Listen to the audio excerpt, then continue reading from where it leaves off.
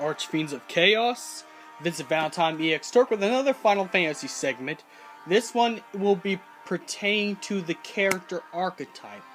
Now, Final Fantasies had few of these kind of characters, and when I mean characters, they're a huge minority. The characters is called the rival archetype. Now, what is the character rival archetype? It's pretty much where they're not really antagonists. They cross the line from here between protagonists and antagonists. These are what you call the anti-heroes. You know, to put some, put some other things in here to make this, argument. They'd be pretty much like characters like Vegeta off Dragon Ball Z, Gambit from X-Men. They do things for their own selves.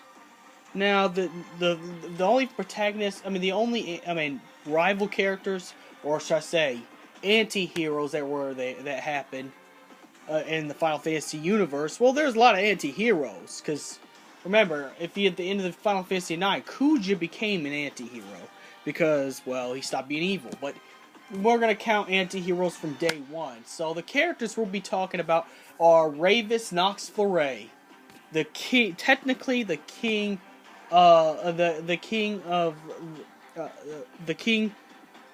of Tenebrae. Also, Cypher Almazi, Squall's rival and Seed Commander. Now, besides looks, what actually plays into these characters is these guys end up being bad guys, but they only become bad guys to actually serve their own purposes. As if you could see in the end of Final Fantasy 15, when you see Ravis lying on the ground with all those papers around him explaining he was going to give a sword to Noctis one day. He went and challenged Arden Izunia or Lucius Kylum and lost. This is not counting Demon Ravis, where he turns into that form you had to face. That's something that Arden Lucius Kylum did to him to make sure he still fought on his side. Because, well, like Seaths, they don't have no brains but for themselves. That's why Ravis' last words when he was still there was, kill me. He's like, he didn't want to be in that form. Now, Ravis only did what he did because he lost his mom, Queen Silva, in the attack of the Niflheim Empire by General Glocka's hands. That's why he and Glocka doesn't get along. In fact, I think Ravis actually tries to fight Glocka during Kingsglaive. But still, what puzzles me about the character Ravis is how come he can have such respect for the man who ordered. Even though Arden is the main puppet master, Emperor Idolus still rules the Niflheim Empire. He still rules the Niflheim Empire, so he gave that the order. But I guess it has something to do with that. He lost his mother, so he needs something to take place. So Niflheim was the only life that Ravis Nox Fleury had. If anything, like I said, and you can go back to my video, that Emperor Idolus was like a father figure to Ravis. Especially because Ravis and Lunafreya doesn't know who their dad is. And Ravis lost his mom, He actually respects Idolus. He doesn't like his ideals because Idolus is about power, but he respects Idolus more than he does Chancellor Arden. In fact, he hates Arden Izunia, or Arden Lucius Kylum, as it is. But nonetheless, that's just only on the character. That's only on the character Ravis. But what makes these character archetypes so strong? Same thing with the resolve of Cypher. Cypher was just, now Cypher had a more pettier stuff. But again, I really don't like the character Cypher, and you go ahead and put mass dislikes if you want about that. I really don't like the character Cypher for many reasons. Yeah, I get losing your girl to a better man will make you upset, but he didn't really pay much attention to Renoa as much as Squall did. He was not attentive to, but nonetheless, he joined up the sorceresses because he wanted to be better than Squall. He didn't want Squall to be better than him. It was actually an actual rivalry between the two. In fact, he joined up with Ultimecia until the final part where you defeat him, which is after Sorceress Adele gets defeated, he quits and disbands with his teammates Ryujin and Fujin, and then you know what? They begin a new life with each other. Now they're not part of Seed anymore now, but they actually have their own life.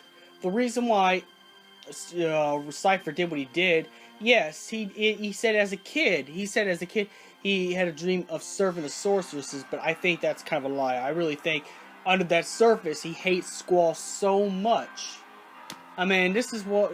If anyway, Cypher's like Seto Kaiba in Yu-Gi-Oh, but at least Seto Kaiba don't have a pure hatred. You know, he ain't gonna join up with the bad guys like Cypher is. Cypher will join up with the bad guys. He will hop in the bed with all the sorceresses if it's gonna get him to be stronger than Squall, because yeah, again, Squall took his woman, and Squall just proved to be the better man than him. And that's why I think for Cypher, his character is much more of a weaker complex than Ravis. Ravis actually lost something. It caused him to be what he is. And really, Ravis really never hated Noctis. I mean, he did a little bit because he's a Lucius Kylium and he's King Regis' son, but he started to accept him. If you remember seeing the last cutscene with Ravis and Luna Freya, the last one, even though it's a past one, deep inside he really never hated Noctis, you know. Though if you read the notes, he says he's not worthy of his father's sword, and that's why Ravis brandishes around as a treasure, even though Glock is the one who killed Regis, you know. But the point is, Ravis actually had a real legit reason to do what he did. He had a legit reason to betray Insomnia and Tenebrae. So, with all that, but what I'm trying to get at is those two characters' backstories. Now, this character archetype, again, they don't really join. They're not fully dedicated to the dark side or the light side, if that makes sense. You know, they're not dedicated to the light or to the good or the evil. Like Ravis was not really dedicated to the good or evil. Yes, he did respect Emperor Idolus, because Emperor Idolus is the one who made him, you know, High Commander. In fact, Idolus took into account how strong he is and how much promise he has. Plus, he's directly related to the Oracle as well. You know, and really Ravis's job was to keep an eye on his sister under the order of Idolus. Yeah, but this character archetype, there's more deeper aspects than the hero or the villain, because they have reasons for doing what they do. You know, something was either taken from them or their bitter emotions. Like with Cypher, it was just Cypher's bitter emotions towards Squall that made him join up with the sorceresses. But then again, he got beat because of that. That's why Cypher got beat 3 times. And that's why Cypher had to step down, you know, and quit, because he knew he couldn't beat Squall. So, in the end of the game, in the end of the game where you see Cypher smiling, I think he just accepts that Squall was a little bit better than him, and he starts a new life and turns into a better person. In fact, you know, I don't know what happens after Final Fantasy VIII, but you know, he seems to be a much, you know, chipper, happier person than he was in the game. He was always angry, pissed off. He always bullied Squall and Zell. But I think Zell was more of a punching bag to. Now, like I said, when I compare Cypher to Seto Kaiba, it's on the fact that, you know, they both hate the fact that the main character can beat them, you know, so many times. Except Cypher takes the extra measure and joins up with evil characters, such as Sorceress Ultimecia. But the reason why there's something deep about these kind of characters is that they don't dedicate themselves to the particular light or dark. They're actually characters that actually have their own goals and their own ideology and their own agenda in this as well. But as well as to get rid of the pain that they currently have. Because most characters who become anti-heroes, this is why they're not bad guys. In fact, they're the most hurt characters. Whether it's hurt by feeble emotions or they've lost something to become an anti-hero, so they blame both the light and the dark side for what happened to them, and hence why they'll probably, you know, they play both sides. You know, like Ravis lost his mom, and he was really close to his mom. That's what pushed him to join the Niflheim Empire. And he saw King Regis ran with little Noctis and didn't save him, but he couldn't have. It was impossible. So again, it was kind of like that. But you know, as for Cypher's reasons not as deep. Cypher just didn't like Squall. Plus, Squall stole his girl and stole his rank. And Cypher, in his mind and his heart, believed that he deserved to keep that rank. That's why, you know, Cypher was just... That's why Cypher was mean the whole entire game. Even when he was part of the good guys, even when he was part of Seed, he was still a jackass. But, you know, there's actually a deep thing. It's either, like I said, there's deep about these characters because, sure, they may come off as mean, rude, hateful. You might not like these characters, but if you really look at these characters, Ravis is like Vegeta, you know, lost a whole bunch, so that's why he's mean all the time. And Cypher, well, he just got his feelings hurt because, you know, Squall turned out to be better and better suited for the ranking of Seeds. But the reason why I compare like Ravis to Vegeta is because Vegeta lost. If you watch Dragon Ball Z, Vegeta lost a lot of his people, you know, and Ravis lost his mom. Now, I'm not comparing the two stories. I'm just saying that that's what kind of character archetype that I could compare for Ravis. Like Ravis was never a bad guy. Ravis was just misunderstood until you get to the end of the game. You realize, you know what? He was actually going to give the sword back to Noctis if you read his notes. So he was never a bad guy. He just wanted to protect the only thing he got, and the only thing he got was his sister. He didn't got anything else. In fact, if it wasn't for him, I'm pretty sure Idolus would have put the court order to kill Luna Freya. In fact, it was Verstal that says you might want to take that court order back because, you know, anytime, you know, Ravis could betray you.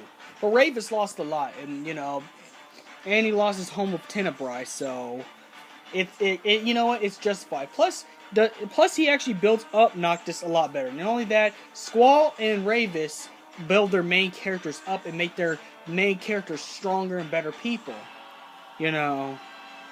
So, if you really think about it, Ravis actually makes Noctis stronger, if you really think about it. Because Noctis knew he had to go up against battle with him, and that Noctis can't go in there with some soft shit. And I don't think Noctis is a soft character, but he can't come up to the Niflheim Empire with some soft shit, because if he does that, Idolus and Arden will fuck his shit up really badly. But, you know, the point I'm trying to say is that they also build their main characters up and make their main characters a lot better. Like, Squall started to, later on in the game of Final Fantasy VIII, Squall decided, you know, to be a better leader. He started to care for once in his life. He used to not care about nothing, but then he started to care for his team, his feelings toward Rinoa, and became a better person because of Cypher betraying them. As if for Ravis, you know, Noctis understood what honor was when Gladiolus was telling Noctis, this is a sad end for the High Commander, or anyone. He had hopes and dreams just like everybody else. Because of that speech Gladiolus did about Ravis' death, Noctis wanted to be a better ruler. And so none of this would ever happen to him, because Ravis, if you really think about it, is a parallel to what happened to Noctis. Like, if Noctis would have lost King Regis, and Queen Silver would have, you know, ran off with little Ravis and Luna Freya, Noctis would have been switching places. That's pretty much what it is. So they also switch places with the main hero as well. Not to mistake the main antagonist like Sephiroth and Cloud. Sephiroth is the protagonist. He's purely evil, you know. But Ravis is just a rival, you know, a rival to Noctis. Cypher is a rival to Squall. And that's pretty much what I could break down with the character archetype without actually going over. So this has been may the crystal be with you.